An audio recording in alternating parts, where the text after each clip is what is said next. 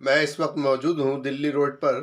यहाँ एक होटल में मेरी मुलाकात हो रही है समाजवादी पार्टी की महिला सभा की प्रदेश अध्यक्ष श्रीमती लीलावती कुशवाहा से। आप लोकतंत्र की पहली महिला हैं जिन्हें किसी पार्टी ने विधान परिषद में नामित किया हो। आइए बात करते हैं वो मुरादाबाद किस सिलसिले में आई और उनका क्या कहना है।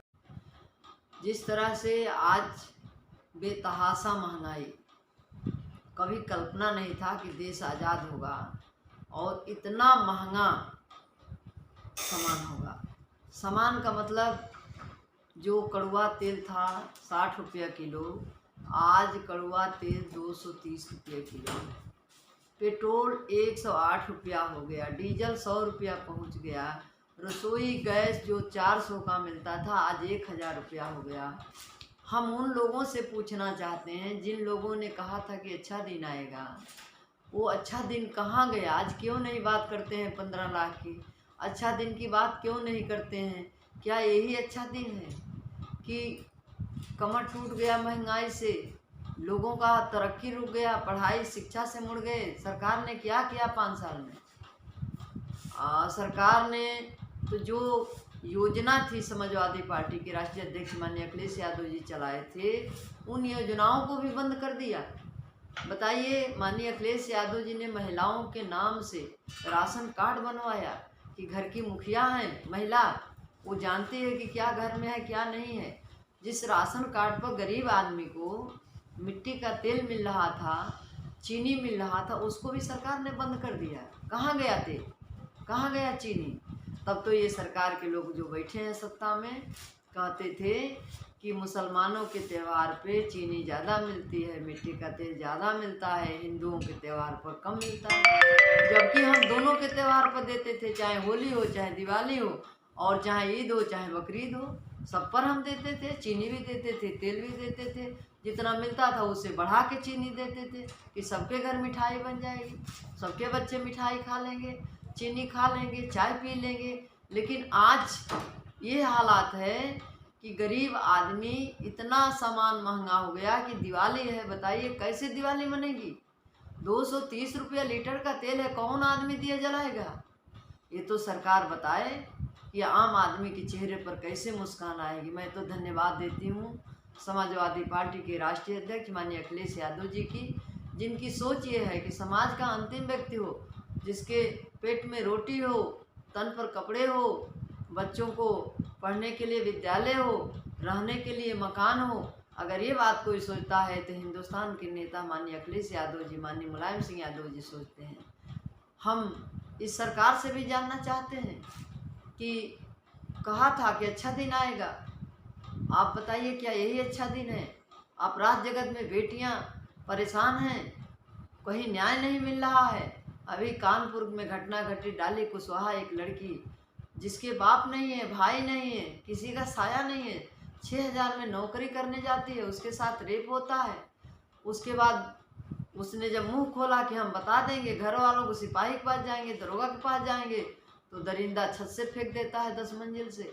जब उसके घर के लोग न्याय मांगते हैं तो वो उनके पूरे परिवार के ऊपर मुकदमा लिख जाता है। कोई सरकार का आदमी जाता भी नहीं पूछने के लिए कि कोई चला जाए। हम तो धन्यवाद देंगे माननीय अखिलेश यादव जी, आज आजमगढ़ में बेटियों को, बच्चों को, जो मेधावी बच्चे हैं उनको सबको लैपटॉप उन्होंने बांटा। बताइए एक ऐसा नेता जो सरकार में बैठे हैं, जो सत्ता में बैठे हैं, ये क्या चाहते हैं? तो मैं तो कहूँगी कि जो लोहिया जी ने सपना देखा था, जो अम्बेडकर साहब ने सपना देखा था, जो महात्मा बुद्ध ने सपना देखा था कि गरीब का बेटा, रिक्शवान का बेटा, कमज़ोर का बेटा अपने घर में बैठ के पूरा हिंदुस्तान देखेगा, अगर उस सपने को किसी ने पूरा किया तो माननीय अखिलेश यादव जी ने पूरा किया। लैपटॉप दे करके बच्चों को कहीं भी बैठ करके देख सकता है। डिजिटल इंडिया बनाने की बात करती है सरकार। अरे हम तो ये कहते हैं कि अगर ये सारी चीज़ें आधार कार्ड से जोड़ा जा रहा है, खाता जोड़ा जा रहा है और सारी चीज़ें जोड़ा जा रहा है, तो वोटर आईडी भी जुड़ जाए, मतदाता भी जुड़ जाए आधार से, ताकि ये फर्जी वोट न पड़ने पाए। जो आधार कार्ड लेके जाए वही वोट डालें, अपने आप सब ठीक हो जाए। अच्छा, जैसे मैडम आज के हालात हैं और आपने बताया कि खाने पीने का सामान काफ़ी महंगा है, तेल 230 रुपए किलो मिल रहा है। ऐसे में दिवाली पे दिए जलाना कैसे मुमकिन होगा हर गरीब आदमी के लिए। तो इस तरह से हम देखें तो रसोई का जो एलपीजी गैस है वो भी 350 से बढ़कर 1000 रुपये हो गया है। और राष्ट्रीय अध्यक्ष जी ने कहा है कि हम बिजली में लगभग 300 यूनिट तक बिजली हम फ्री देने की कोशिश करेंगे जनता को।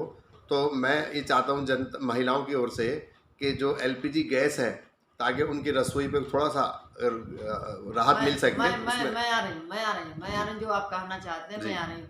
माननीय राष्ट्रीय अध्यक्ष अखिलेश यादव जी ने कहा है कि हमारी सरकार बनेगी तो 2000 रुपया महिलाओं को पेंशन देंगे समाजवादी। उन्होंने कहा है कि जो बेटियों को हम 30,000 रुपया कन्या विद्या धन रहे थे वो देंगे 50,000। उन्होंने कहा है कि हम 350 यूनिट बिजली फ्री देंगे। जी। उन्होंने कहा है कि पहली कैबिनेट में 10 लाख नौजवानों को नौकरी देंगे बच्चों को। उन्होंने कहा है चूँकि समाजवादी पार्टी जो कहती है वो करती है, उनके कथनी करने में कोई अंतर नहीं है। लेकिन भारतीय जनता पार्टी के लोगों ने कहा था 15 लाख आएगा, अब बताते हैं कि जुमला है।